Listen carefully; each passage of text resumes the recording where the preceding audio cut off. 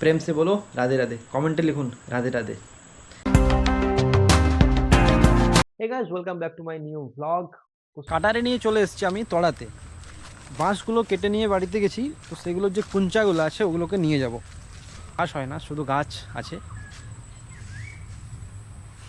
কলা বাগানও আছে। এইটা পাকা কলার গাছ, এই দেখুন কলা ধরেছে।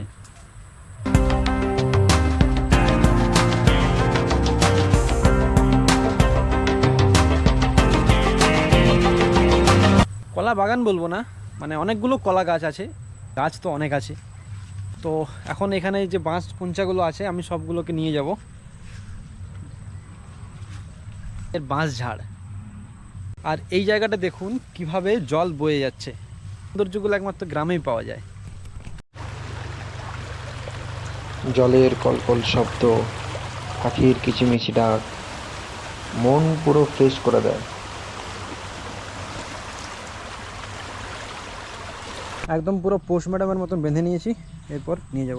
আমাদের প্ল্যানে একটু চেঞ্জ হলো, মানে সূর্যকে আনতে যেতে হবে না, সূর্যের বাবাই এখানে মানে ছেড়ে দিয়ে তারপর ও চলে যাবে।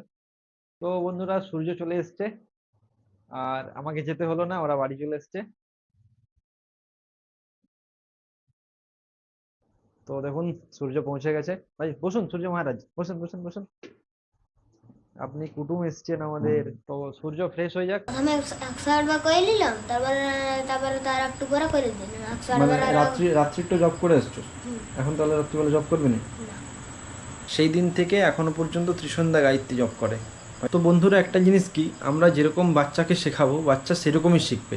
আমরা যদি বলি কোনো কিছু করতে হবে না, তুমি যেমন খুশি থাকো, শুধু পড়াশোনা করে যাও, ও তাই শিখবে।